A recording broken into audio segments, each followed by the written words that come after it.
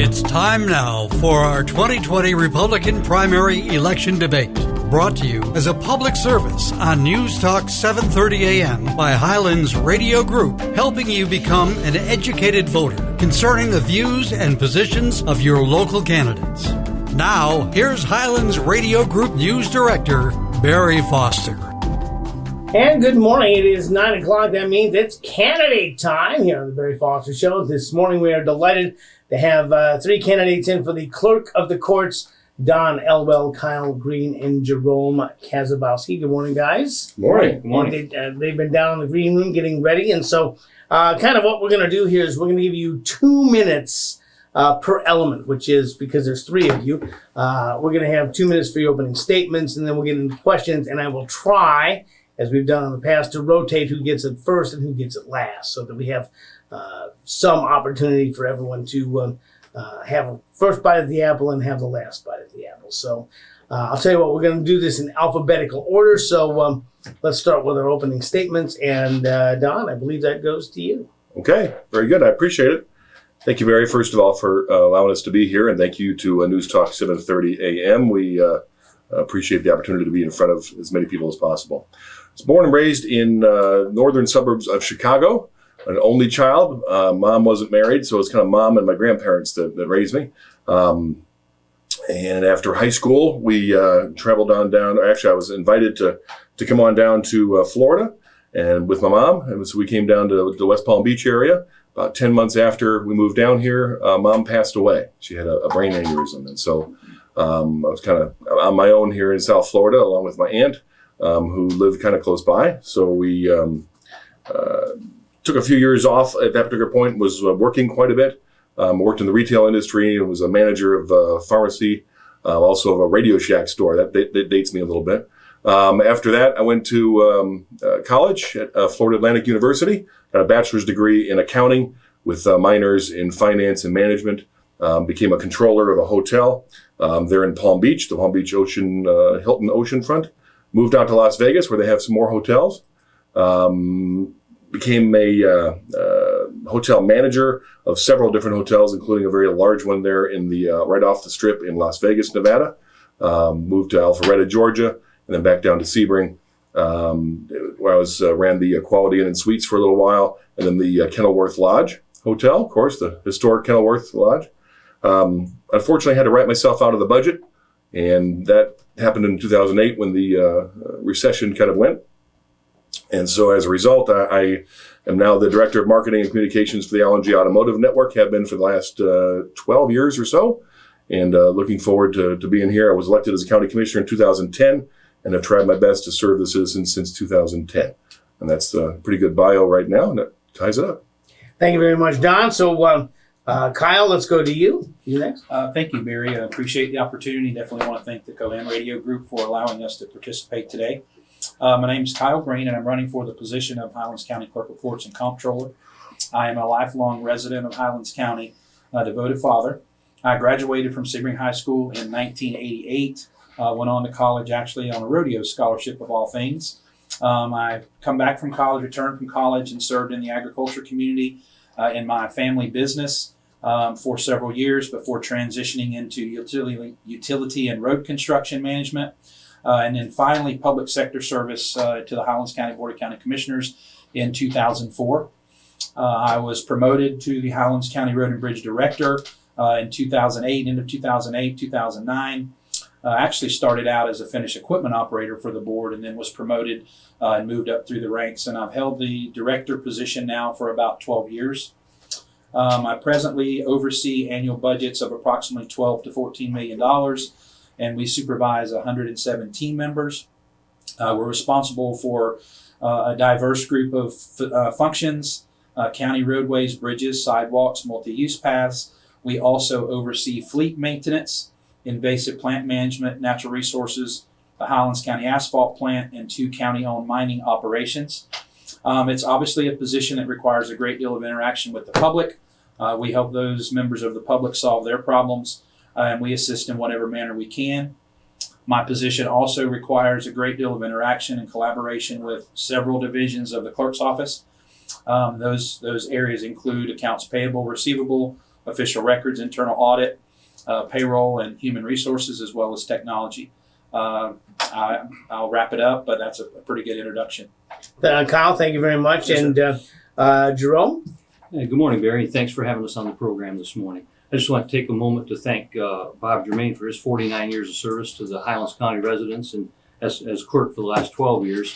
And that's been a long career for him, and we appreciate his service. Also, just wanted to say I moved here in 1986, took a job with the clerk's office then as a programmer analyst, and been working in the clerk's office ever since. So in my first 6 years under the Irwich administration, I was tasked with writing several applications, 3 of those, the civil court and probate court system, the jury and witness payment system, and the building permit and inspection and system. So those 3 systems probably saved us several $100,000 in maintenance and purchasing costs over the 8 years that we ran those. After that, Mr. Brooker became clerk. I was promoted to director of technology and served in that capacity for 16 years. During that time, we built out the network into a number of buildings. Right now, it's about 55 county buildings that the clerk's office is responsible for tying into the county network. So I managed that build out and built out the data center, and we built out a separate data center at the EOC. So we have dual data centers now. They fail over, and there's redundancy between the two. So we've done a lot there. Since Bob Jermane's been clerk, I've been the senior director of business services. Held that position since 2009. In that capacity, I oversee the financial departments, accounting, payroll, payables, also the official records department, and on the technology department. So I've sat on a number of committees: CARES Act, Insurance Committee, Agent of Record Committee for insurance, and also hold two degrees, a technology degree and an accounting degree. And I'm a graduate of Leadership Highlands. I've had an active role of leadership in my church at the Ministry Center, advisory board member, Sunday school superintendent, and I thank you for having me here today. Thank you, Kai. And I have to apologize. I've known these guys for a long time, so I know Don and Kyle and Jerome. So let me tell you, it is Don Elwell, Highlands County Commissioner, former County Commission Chair, Kyle Green, Head of Road and Bridge Department, and Jerome Kaszubowski, Director of Business Services for the Highlands County Clerk of the Court. So if I fall into first names, I apologize. I just known these guys a long time. So we're going to try to rotate these questions, if I can keep track this time, so that everybody gets a chance to have a first bite at the apple. So Kyle, this one will fall to you. As you're heading into a new office, what is your leadership training for this? So Barry, luckily with the Board of County Commissioners, we've been fortunate over the years to budgets that allow us to participate in leadership trainings. We facilitate trainings through the college here in Avon Park. We've also participated in FDOT leadership trainings, grant leadership trainings, facilitating, completing grants, learning how to fund grants, send in reimbursement requests for grants, also how to manage staff. We participated a few years ago in a leadership program through the college. But also before I came to work for the Board of County Commissioners, one of the outside companies that I worked for was very heavy into leadership training and training lower level staff to replace aging or retiring supervisors. And so we've been fortunate over the years to have trained and been well trained in leadership and management. Okay, Jerome, let me ask you the same question. As you're heading into this office, what would be your leadership training for this? So I've had a number of leadership courses and classes. I've graduated from the Certified Governmental Chief Information Officer in 2010, and every couple of years you have to recertify, so you have to continue to take leadership credits. I've been a member of the Leadership Highlands class of 2011. I've also have a leadership role in my church where I'm an advisory board member and also Sunday school superintendent and teacher.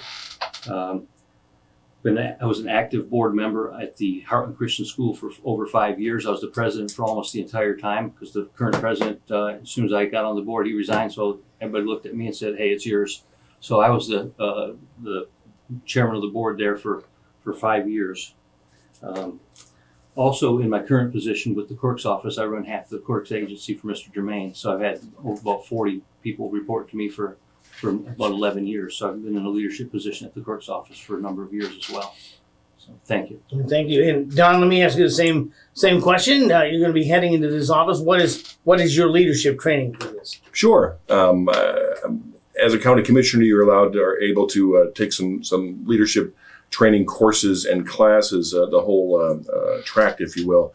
And so I'm a certified county commissioner as well as an advanced county commissioner, certified for both of those things during my time as commissioner. I have managed and led teams of about 280 to 300 people, or 285 people roughly, with budgets of almost $170 million. That's not even counting the county budget, which is almost exactly the same amount. It's 160 right now. Certainly attended many seminars, also through Leadership Highlands. I was the president of my Leadership Highlands class, and I've been invited to teach Leadership Highlands classes the last several years. So I've attended many leadership trainings online, both in person, and I've actually even taught several different classes on leadership and what it takes to be an effective manager. Okay, and let's see. Let's go to you, Jerome, for this. You've all three had management experience, had been in management. Jerome, let me start with you. What would you describe as your management style? Okay, so my management style is more of a macro manager. I don't lean over the director's shoulders. We have really great directors at the clerk's office that do an outstanding job. They don't need to be constantly watched, but we do collaborate. We do have meetings and have work groups when necessary, and we do work together on those type of things. But as far as watching over the day-to-day operation, I do that, and they bring their major problems to me, and then we discuss them as a senior management staff. As far as working together, we have teams of people that work together on groups, so we build the teams, and I oversee some of those teams. And whenever there's problems, they bring them to me. That's how we handle it at the clerk's office. Okay, Don, let me ask you now, what would you describe as your management style? I would classify it as adaptive. I think whatever you did in management 5 years ago, 10 years ago, 20 years ago, 30 years ago doesn't work at all at this particular time. It used to do things because the manager told you to do it.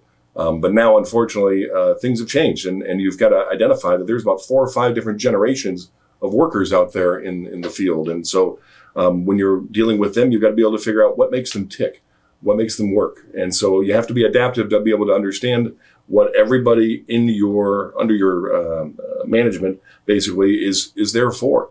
And so I don't want to be the hands-off manager, but I'm also not going to be the hands-in manager. I want to understand the people, understand what motivates them, understand how they do their job, and how to possibly lead them through it, and then just adjust the management to fit it. So it's going to be adaptive, and it's going to be flexible, and I think that's the only way to manage in 2020. Okay, and Kyle, let me ask you the same question. Can you describe your management style? Sure, Barry. I think my employees would say that I'm a very easygoing manager.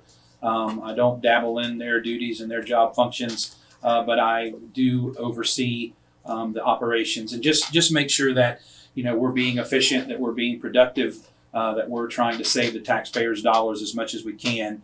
I've been very fortunate over the years to have worked in different areas.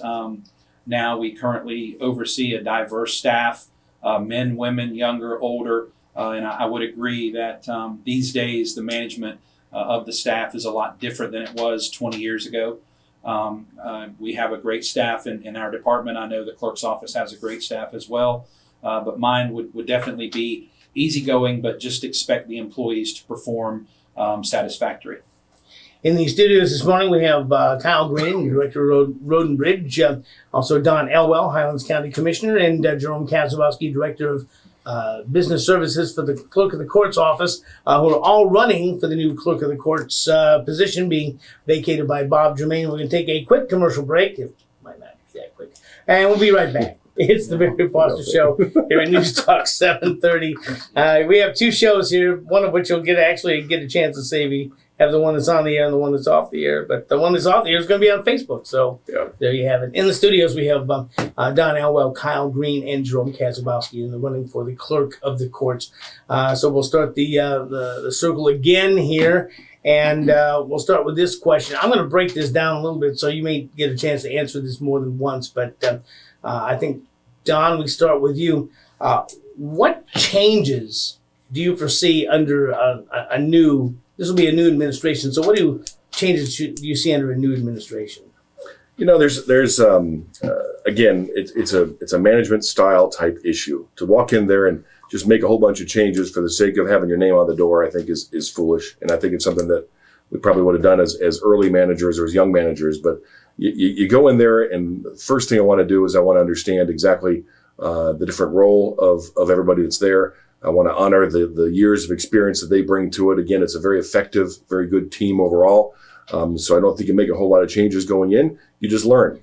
And then you start discussing with each individual team member how their job can be made better, how their job can be made easier, what little pesky little problems do they have that necessarily can improve customer service. Because at the end of the day, that's really what the important part is.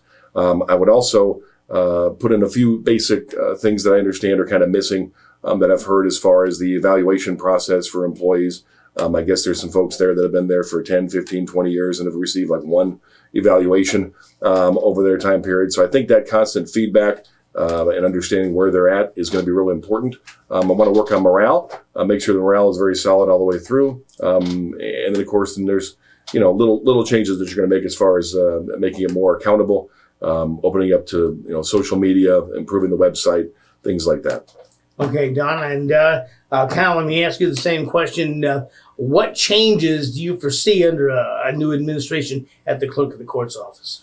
Yes, sir. The biggest thing, Barry, that I think in dealing with a lot of the clerk staff as we do now, I would definitely encourage team building throughout the clerk system, not just one side over the other. As Don mentioned, and it's something that we, are aware of on the board side, we are heavy on evaluations and performance, and we just don't have that going into the clerk's office. And it's really no one's fault, but it is something that, if I've been in the clerk system or if I've been in my position 12, 15 years, you have to have some measure so that the employees that are there are performing the way that they should.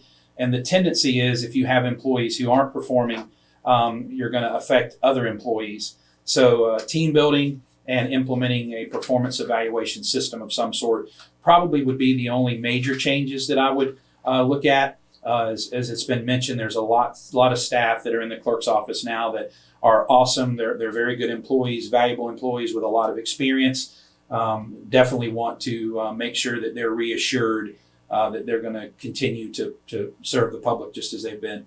Okay, Kyle, thank you very much. And Jerome, let me ask you the same question. What changes do you anticipate under a new administration there? So I've been there a long time, and I understand these people. I've worked with them. They're close associates, and just a great group of people, directors and staff, all alike, very good, hardworking people. So I'm interested in reintroducing the evaluation process as well.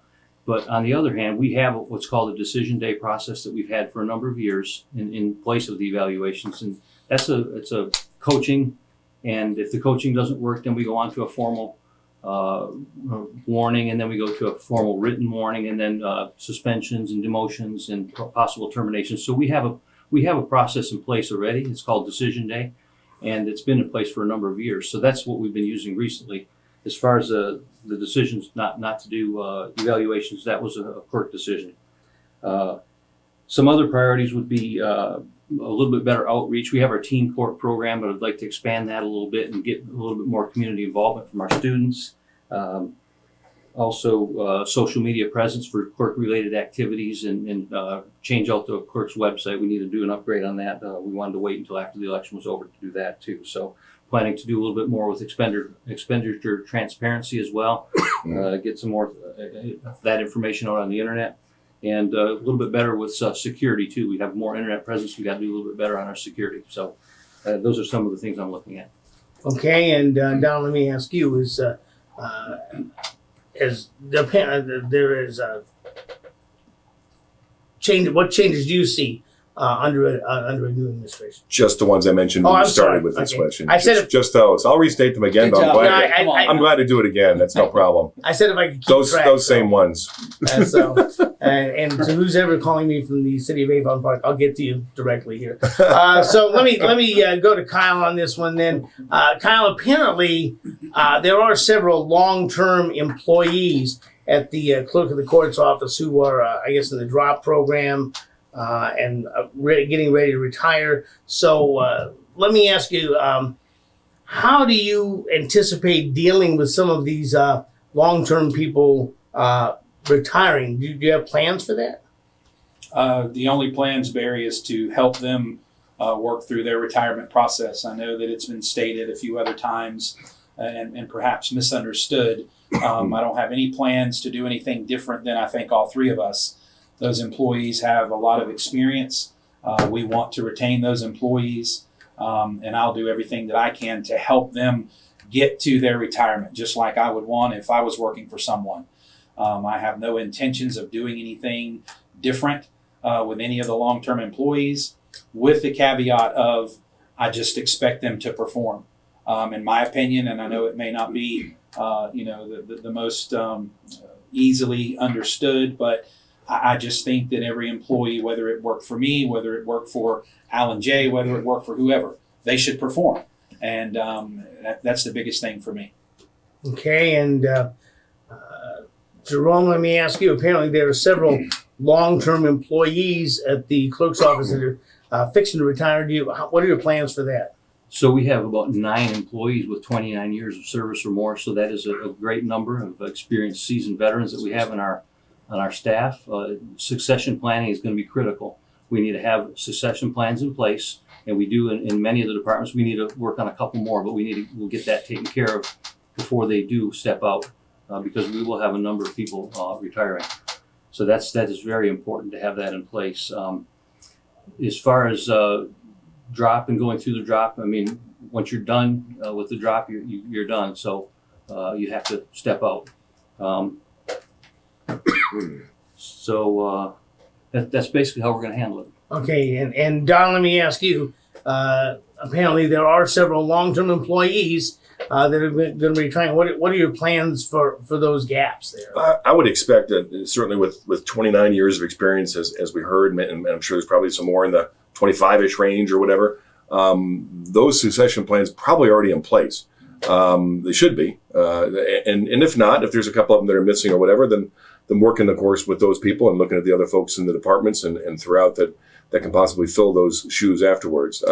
Similar to what I think Kyle mentioned, you want to honor those years of experience. You want to make sure that those folks are able to retire the way they want to, whether they're trying to go to 30 or 35. If they're in the drop, then of course they're going to stop pretty quickly. But the idea is that there's going to be a big transition, starting with the clerk, of course, obviously, and then moving forward into, it sounds like about 9 different people very, very quickly.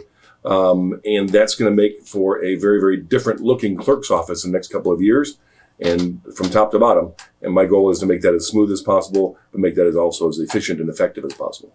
Okay, thank you very much. Jerome, this one will fall to you. Under the new coronavirus, there are going to be some changes that are going to be necessary. I guess the term that I hate so much is the new normal. So how would you deal with the new situation in the clerk of the court's office in regards to the coronavirus? Okay, as I stated last Monday in the forum that we had on Monday night, the Supreme Court has issued a ruling that has dictated exactly what we have to do to reopen the courthouse. So it's just when you go from phase 1 to phase 2, you're going to have to wear masks. You're going to have the temperature check. You're going to have to answer the health screening questions. You're going to have to social distance. There will be sanitizer stations. You can take your mask off when you're at your desk as long as you can social distance. Just a number of things that the Supreme Court has required for us to do. So there's no choice there. We have to follow those mandates. That's in the courthouse or currently also in the boardroom where the temporary hearings are taking place now that the courthouse is closed down due to the water break that we had on May 29th. So we're following all the Supreme Court guidelines. The restrictions aren't quite as severe in the other county buildings, there's no mask mandate. The commissioners talked about that last Tuesday, so we're not requiring the masks in the other buildings. It's just going to be where there's court facilities. Okay, and Don, let me ask you, the new coronavirus is going to necessitate some changes. So how do you anticipate dealing with that? Well, in addition, I think to honoring what the Supreme Court has to say and following that to the letter, you've got to work with the individual employees and find out, okay, the courthouse is unique in its layout, in its structure. Same thing goes with the offices on the other side. What else can we do? What things above and beyond what the Supreme Court is actually telling us to do can we do to make things better? I know that there are some folks right now that are working kind of remotely. I think that may be something that can be explored and creative solutions can be applied going forward. As you mentioned, Barry, it's a quote unquote new normal. Well, that new normal has taught us a lot of different things about how we work today and how we necessarily can work, how we can meet, what's truly the most important thing to do, and how we can do it safely and efficiently and still get the job done at the end of the day. Okay, and Kyle, let me ask you the same thing. The new coronavirus is going to be necessitating a number of changes. So how do you intend to deal with those? Obviously, Barry, we were aware of the Supreme Court's decision, but also here at the board, we've implemented some procedures following CDC guidelines. We've allowed some employees to work from home if those duties can be accomplished at home in certain areas. We're able to do that, and it seems to be working pretty well. But I would also focus on the other constitutional officers who have employees that work in the courthouse and try to facilitate some meetings with those individuals just to see, how they felt. What are some things that you think we could do to make the work safer? I'd probably focus on the constitutional officers and get some feedback from them. Okay, Kyle, thanks a lot. We in the studios this morning, we have 3 candidates in the running for Highlands County Clerk of the Courts. We have Don Elwell, Kyle Green, and Jerome Kaszubowski. Let me get to the next question here. You've all been watching, I guess, with bated breath, the budget. As we've seen some severe hits because of the coronavirus. There are going to be budget constraints. They're going to have to be dealt with across the board, all the constitutional, including the clerk of the court. So, Don, let me start with you. How are you going to deal with budget constraints in this office? Barry, budgets are nothing new. I've been doing them for a couple of decades in different forms. Over the last few years, the commission has trusted me to be the budget liaison, if you will, and we kind of go through a great deal of the budgeting process and get that nailed down before we even get to the actual commission meetings. So I'm well familiar with those aspects of the budget. I'm well familiar with the commission side of the $160 some odd million budget and the $4 million roughly that the clerk's office has. I don't anticipate any difficulties there whatsoever, and I will certainly manage that budget as well as possible and look to get some input from both the existing staff as well as anybody else to try to do the best we can with the dollars that we have allocated and entrust that to the taxpayers that put us in there. Kyle, let me ask you the same question. We're looking at budget constraints across the board, including the clerk of the court's office. How will you deal with that? How will you handle that in the office? Barry, one of the challenges that we've faced as directors over the years, and we've been preparing budgets now, at least on the board side, for over 12 years. Tough budgets are nothing to me that's new. The first year that I took over as a road and bridge director, we had to lay off 9 employees. So we cut 9 positions that were in those positions. So I'm used to it. I know that the state funds a lot of the stuff on the court side, but there's other ways of trying to find some improvements to save the taxpayers' dollars. It could be efficiency in operations, but just like Commissioner Elwell mentioned, we've prepared budgets now in excess of $12 to $15 million a year for 12 years. That's probably the least of my concerns, to be perfectly honest with you.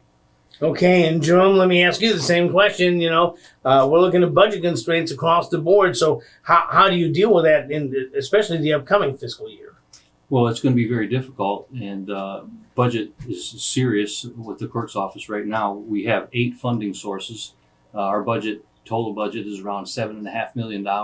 So the board funds about $4 million. The courts are about $2 million. We get $100,000 for the jury system from the judicial Justice Administrative Commission. We have CFS for our technology between 500 and 750,000 each year. We also have three trust funds and a grant. So that we have two modernization trust funds, one for official records, public records, and one for court records. And we have a teen court small allocation there. And our child support grant is about $300,000. So between all 8 of those funding sources, we're about between $7 and $7.5 million. So funding to the court is the serious one right now. We've had to implement layoffs and also some furlough days. We're hoping to get some funding relief from the governor's office during the emergency. He has the authority to do that. So we're hoping that we can get that within the next few weeks, so we don't have to take more drastic measures. But we are also going to plan on move several employees over to work on the CARES Act bill reviews and payments and administration of the CARES Act funds when they come in. We talked to the county administrator about that, and we're getting ready to gear that up too. So that should help a little bit. Yeah, the CARES Act, for the folks who don't know, is the Coronavirus AIDS and Relief Stimulus Act. Is that pretty much close? So that's what we're talking about here when we talk about the CARES Act, and we'll be talking about that a little bit more. But I'd like to kind of lean on this a little bit, B, and I think we start with Kyle on this, but the fines and fees are set by the state. The state is also having the same kind of financial problems that the counties are going to be having. They can't print money like the federal government. So because fines and fees are set by the state, what is your view on like generating revenue versus cutting costs? And Barry, I'm sure not going to lead anyone to believe that I have lots of experience with the specific aspects of the court side, but I do know a little bit about it, and I know when there's processes that are completed, the court system the local court system only gets to keep a very minimal amount of those shares, and it's very simple to me. You reach out to the governor, you reach out to the state. If they can't find alternative funding sources, you really only have a couple of other options, and that could be reduction in staff. And again, we deal with that occasionally here on the board side. But to me, you reach out to other clerk organizations. Highlands County is one of 66 other counties, and you just facilitate with those leaders and find out, what are you guys doing? What have you implemented? What are some of the steps you've taken to make your courtside budget work? It's really not rocket science, to be honest with you. Okay, Jerome, let me ask you, as we said, the fines and fees set by the state, which is having the same kind of financial problems that the county is. So what is the situation reference either generating more revenue or cutting costs? Well, generating revenue is, like you said, set by the Florida legislature, and the only ones that can change that would be a judge. He could change the assessment or leave it the same, or whatever he decides. So typically they go with what the statutes say, and that's what we collect. And that's the problem right now is we're not collecting as much revenue, and that's why this has resulted in a 13% cut to the clerks statewide, which is equates to a 53% cut for the fourth quarter. That's a difficult cut. That's more than half your cut, and when all your expenses are over 90% of your expenses are personnel, 93% or so personnel costs. There's only one place to cut. So you cannot run this operation with 50% of your employees. It's just not doable. So we have to come up with a solution. And like I said, we're working with the governor there, and we've got a few other ideas that we hope will pan out. We can always the board invited us to come back. Also, one of the things I'm not planning on doing, which these gentlemen here with me said that they plan to retain everybody. Well, should I be blessed to be the clerk, I would not backfill my position. So that would help out some. And then there's others that would be retiring. We probably would try to consolidate a little bit and maybe eliminate a position or two on the court side as well. Okay, and Don, let me ask you, fines are set by the states. To that end, what are we talking about in terms of generating revenue versus cutting costs? Sure. Let me clarify too, and Jerome brought up a good point. We mentioned that, at least for myself anyway, that we wouldn't make those initial cuts to people because we're not going to go in there and clean house. Doesn't mean that we wouldn't take a look at the opportunities that we have to to possibly consolidate in the future if that's the way that things go. And similar to what Jerome mentioned as far as not backfilling his position, I'm sure there's going to be positions that might be that opportunity, especially with that many of them retiring. A lot of the downturn, of course, in the revenue is due to the shutdown. I mean, the shutdown where nothing was happening necessarily. Of course, in Highlands County, that was exacerbated, if I could say it, a whole lot also by the water pipe breakage. I mean, so, that's caused a lot of different things to kind of happen. Going forward, as long as the state is able to kind of rebound the way that we're rebounding very, very slowly, I believe that the problem is going to be much less in 2021 versus 2020 right now. That said, we do have to look at those creative solutions. And again, with the clerk's budget being so high on the payroll and personnel side, the things that they're doing right now as far as furlough days, the things they're doing right now as far as possible consolidations, all those things are on the table. And that just has to be a team approach to figure out the best way to go forward. So unfortunately, I think the worst is happening right now. And I think it's going to get a little bit better in the new fiscal year. But until we see that for sure, we're going to take an open approach to all of that. In the studios this morning, we have Don Elwell, Highlands County Commissioner, Kyle Green, Kyle Green, who is the Director of Road and Bridge, and Jerome Kaszubowski, Director of Business Services for the Clerk of the Courts. It did sound good for you. And and we'll be back right after these vitally important commercial messages. Don't go away, more to come. It's the Barry Fox Show here at News Talk 730. You can listen to us on AM 730 WWTK or on the web at newstalk730am.com across the food plain. In these studios this morning, we have Highlands County Commissioner Don Elwell, Director of Road and Bridge Kyle Green, and Director of Business and Services for the Clerk of the Courts, Jerome Kaszubowski, all running for the Clerk of the Courts office being vacated by Clerk Bob Germain. And I guess, Jerome, this one will first come to you. Can you take a moment here and kind of highlight the differences between yourself and the other two gentlemen that are running for this office? Okay, so we do have some similarities. Of course, we all work for the county. I've been with the county for over 30 years. I think Don and Kyle have been there 15 years. 16. So I've got more experience than the two of them combined. Just a little jab at them. Wow. All right. That's all right. Remember, you're going first. That's a fact, buddy. That's a fact. The arrows have been swung. So anyway, I've been working in the clerk's office for a number of years. I've got the experience in the clerk's office. I've got the knowledge of the clerk's office. I've been working this job for many, many years. I've got the backing of the Clerk of Courts, Bob Germain. He's endorsed me. So I've got a lot of experience in the clerk's office, and I'm just looking forward to taking the next step. The only step I can take is to the Clerk of Courts. I'm the Senior Director of Business Services. I'm like Bob's number one guy. So I've worked on many things, court systems. I'm sort of got this random number generator jury plan just recertified last year.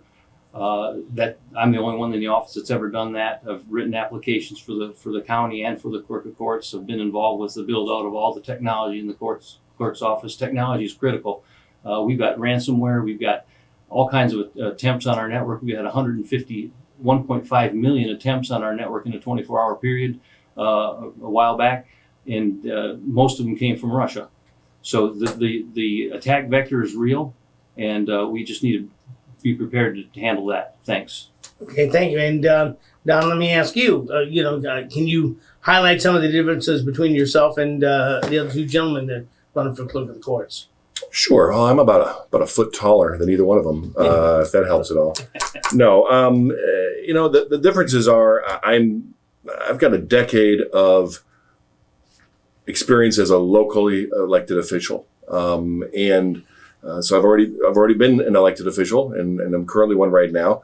I won an award for 2019 to be as the best locally elected official in the state of Florida. So that includes constitutional officers, that includes county commissioners. I'm very, very proud of that particular one. It was a complete surprise that I won that last year up in Orlando. I have tried over 10 years to do more community outreach than anybody else has ever done as a county commissioner, whether that be through just being out in the community and volunteering at dozens of different events, being on well over 15 or 20 different boards as a commissioner, but also as a liaison, different roles with the Salvation Army, the South Florida State College Foundation Board, the United Way Board, Heartland Crime Stoppers. I've also reached out via social media as a commissioner, as an individual, and now campaign, try to help folks out during the toughest of times that we've had here in Highlands County, whether it be over the last few years, Hurricane Irma, of course, COVID crisis that we have going on right now. I'm familiar with the budgets. I have the best balance, I think, of the three of us, in that I can see exactly what folks are talking about in regards to the clerk's office, but I can also see with a fresh pair of eyes. I'm not the only one with a fresh pair of eyes. Kyle also has that too. But I believe that I have that balance of being 30 years or so of experience as a manager, as a supervisor, but yet still a fresh pair of eyes in regards to this office. So I believe those are the probably key differentiating points, if you will. So, Kyle, let me ask you, can you kind of highlight the differences between yourself and the other two gentlemen here running for clerk of the courts? Sure, Barry. The first thing I want to mention, and I'm not the politician type, but there are several people have mentioned to me. I've been very, very fortunate to have outraised funding both of these candidates, $8,000 to $10,000 if you count contributions and in-kind services, in-kind contributions. And for a commissioner that's been in office for as long as Don has, we get along super great. Jerome and I get along super great. It is very, very, very, eye-opening when you look at the different number of people that have contributed to my campaign. We're $8,000 to $9,000, almost $10,000 above Jerome if you count both. And it's just something that I wanted to mention.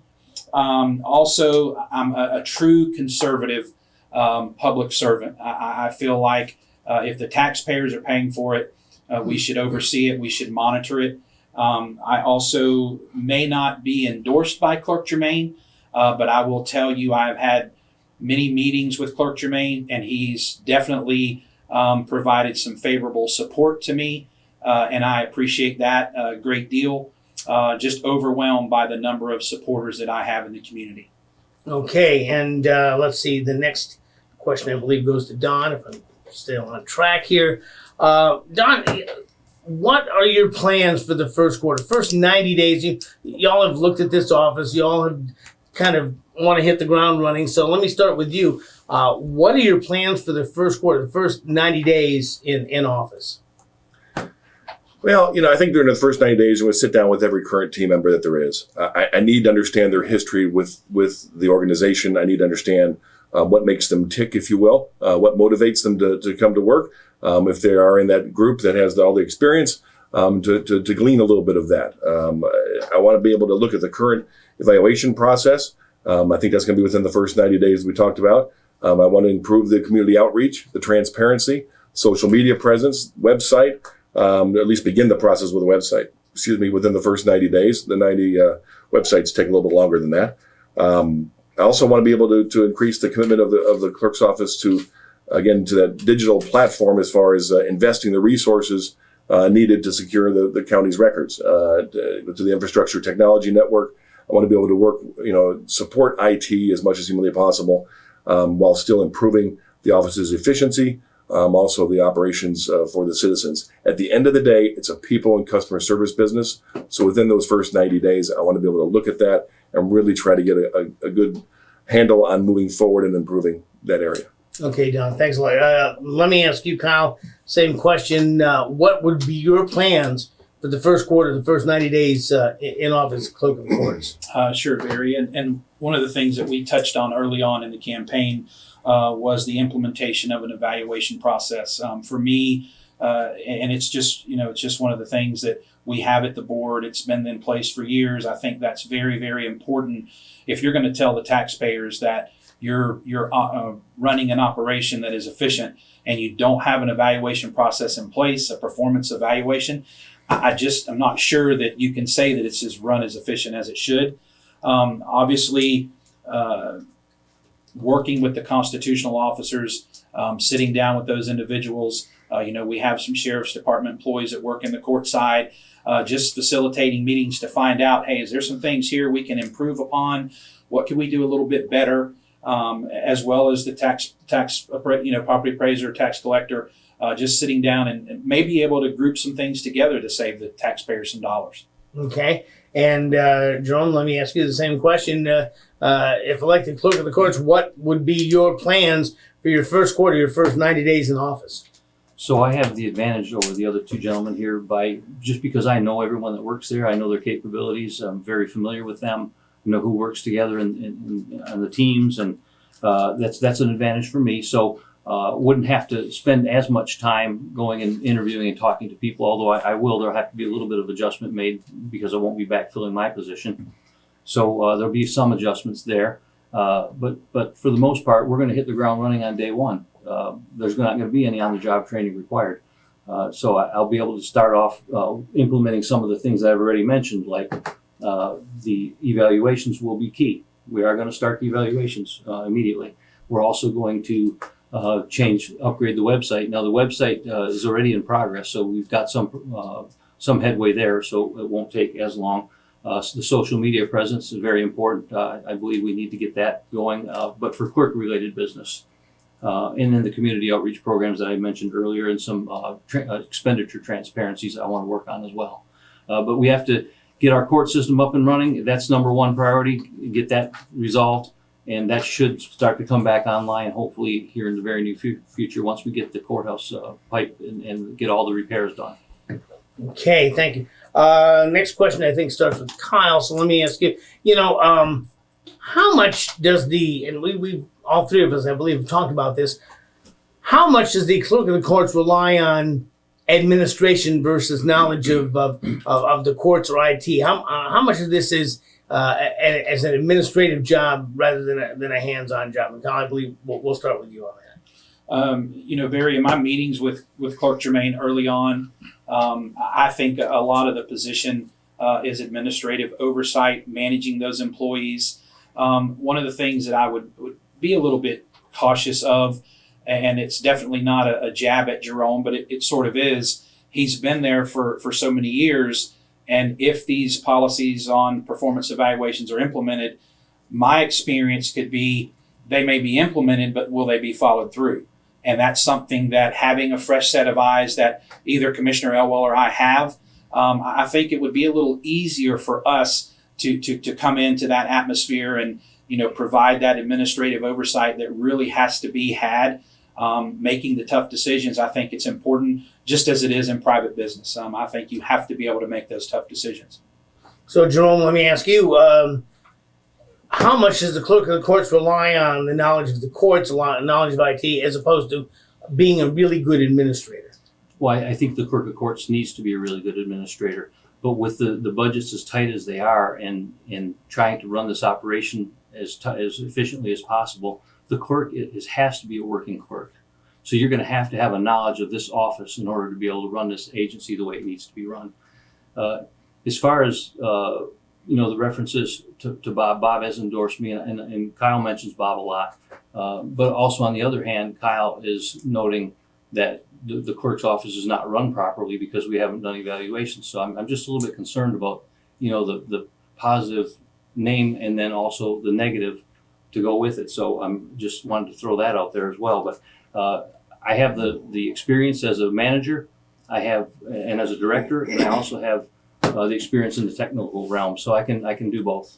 Okay, thank you. And Don, let me ask you this same question: how much does the clerk of the courts rely on being a good administrator versus the knowledge of the clerks or the IT side for that matter? I think today it's probably there's a lot of administration. There's a lot of hands off, if you will. Going forward, no matter who gets in the office, I think again with the changes that we're seeing because of the funding, with the changes that we're just seeing in the workplace, you're going to have to be a little bit more hands on. Whether it's because of budgetary constraints, you're just going to have to get more involved. You're going to have to be more of a leader, more of a coach, more of a mentor to the team.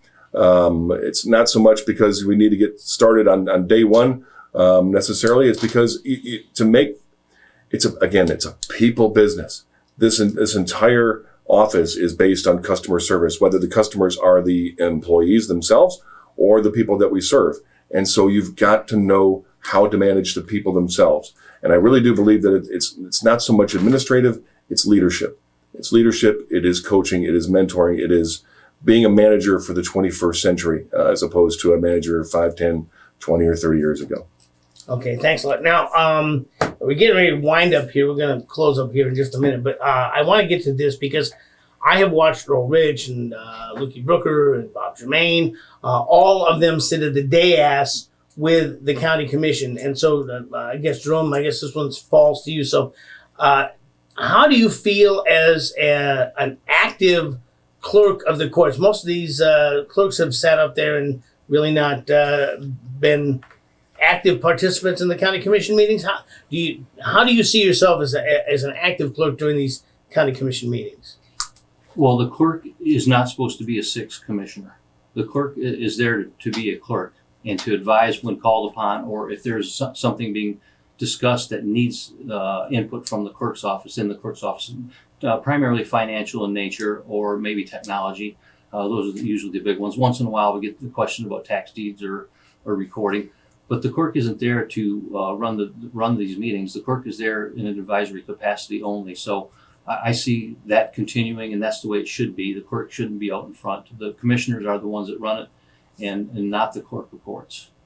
Okay, and Don, let me ask you: as a clerk of the courts, how do you see yourself as an active or an inactive member of the county commission meetings? No, I think it's completely different than it is right now. I think right now, of course, at those county commission meetings, I'm in the green chairs, and you're in front, and you're participating quite a bit. As clerk of courts, you're recording. You're making sure things are going fairly smoothly. You're making sure that everything's technology-wise happening the way that it's supposed to necessarily. Might be some text going on behind the scenes there to make sure those little fine things are happening and that things are being signed properly at the end. But really, it is a hands-off. There's no intention at all, I think, to be a sixth commissioner, so to speak. Definitely don't want to have that. But obviously, there's going to be a new commission that's going to be up there. They may have a question on some sort of history. I can always lean forward and mention why we did something like that just to provide the historical background. But I really have no intention at all of speaking up a great deal. I really want to be that person that kind of learns things from the other side. And that's my intention as a clerk anyway. Okay, thank you, Don. And Kyle, same question. How do you see yourself as an active or indeed inactive clerk of the courts during the county commission meetings on the dais there? Sure, and I think all three of us would agree. The sixth commissioner, comment. I don't think any of the three of us would look at it from that perspective. The clerk of the courts is the comptroller for the Board of County Commissioners. They're the pre-auditor. They're the auditor. Obviously, we've dealt with that for many years, internal auditing, and they basically oversee the money that's spent for the board. So you sit there and you answer questions if they're specific to the clerk. But other than that, you monitor the meetings and wouldn't have any intentions of being the sixth commissioner at all. Okay, thank you. Now, we're going to get to closing comments, and we're going to kind of go in reverse alphabetical order. If I can keep this we each get 2 minutes for reverse for your closing statement. So, Jerome, we'll start with you. Okay, so as we stated before, the clerk's office is currently in a very challenging environment with the COVID-19 and the related budget shortfalls, layoffs, furloughs, at the same time trying to gear up for the increased workload that's coming with the backlog of cases. And the pipe break and the flooding of the 3 floors of the courthouse. And on May 29th, we had to move 2/3 of our staff over to the government center so that we could keep the essential functions going and bring in some money. So the budget shortfalls require the clerk to be a working clerk. We mentioned that as well. And I'm not going to be backfilling my position, most of those duties with me. We have a hiring freeze on all vacant positions, so I would, in good conscience, I could not fill that position when we have people that were furloughed and laid off. Continuity and the seamless transition is crucial to the start of a new administration, and that's what you're going to get with me. As Technology Director and Senior Director of Business Services, I facilitated a number of consolidations, saving millions of dollars. These technology consolidations require working closely and effectively with the other constitutional officers and the Board of County Commissioners. And we've had an outstanding record of holding this coalition together and improving it over the last 30 years. I upheld my responsibility to protect the most sensitive court, property, and financial records in Highlands County. My experience as Business Services Senior Director for 11 years, including oversight of budget, county finances, investments, human resources, significant involvement with all major court-related projects, provides unmatched knowledge crucial to the role of clerk. You'll soon be choosing a candidate who becomes our next clerk of courts. And with this important decision, you entrust one person to manage and secure our county's most sensitive records. When deciding who should hold this authority over your information, remember there's only one candidate who already has access to these documents with a proven track record of no data breaches for over 27 years. So on-the-job training will not be necessary. And that's why Bob Jerome has endorsed me and trusting me to be his successor. And he thinks you should too. Thank you. Thank you, Jerome Kaszubowski. And let me throw this to you now, Kyle. Kyle Green, for your closing statement, sir. Yeah, first off, Barry, I just want to thank you guys for allowing us to be on today. If there's one thing that I want the residents to take away from today, it's knowing that if I'm elected as your clerk of courts, I'll continue to serve the employees as an entrusted public servant. I'll provide exceptional customer service, as Don has mentioned a couple of times. I know that that's a big aspect of the office. I'll provide transparency, fiscal accountability to your tax dollars. I'll maintain custody and protect records. Work as a partner with the Board of County Commissioners and other constitutional officers with your local government services as citizens as well. While I may not be able to campaign on the 30 years of clerk of court specific experience, I can campaign on a proven track record of superior leadership. I can also campaign my candid ability to make the difficult decisions when they need to be made. And I can ensure the voters that my 15 years of experience in the private sector and my 16 years of service to the Board of County Commissioners makes me the best and most qualified candidate for the position of clerk of courts. As I mentioned earlier, I oversee 107 staff currently with budgets in excess of $12 to $14 million. We've also benefited from various operations under my purview that have been audited by the Clerk's Internal Audit Division. And during my oversight, only minor improvements or opportunity for improvements suggested by the internal audit staff. I have never been the type of senior director to solely sit behind the desk and collect a paycheck, and that is evident in the fact that my position with the Board of County Commissioners, beyond a shadow of a doubt, will have to be refilled if I leave that position. There's no question about it. I believe that you will find my professional relationship with my staff, coworkers, and commissioners is very good. I appreciate the opportunity that I have in the current positions, and I ask that you talk to those that I work alongside, including Kirk Jerome. Appreciate it, and I would appreciate your vote August 18th or before. Thank you, Kyle Green. And Don Elwell? Sure, I'll be fairly brief. I appreciate the fact that folks are touting endorsements and testimonials. I've got dozens of both, and they're from regular people, people that have helped out over the last 10 years, people that have helped through Irma, people that have helped through COVID, people that have helped with one or two trash complaints, just the different things that are happening. And that service to customers has not happened just because I'm campaigning, just because I'm running for office. I've been doing it for a decade. I'm going to continue to do it as clerk of courts. I have no difficulty whatsoever in being the person that does more than any clerk potentially in history as far as that part of it goes. I want to be involved in the community. I want to make sure that continues. I think as an elected official, you need to be accountable to the people that put you in office to begin with. I was, again, voted the best local elected official in the state of Florida. I'm going to try to do this. I know people were talking about how conservative they are, and somebody mentioned a little while ago how much money they raised. But I'm going to try to win this with about half the money.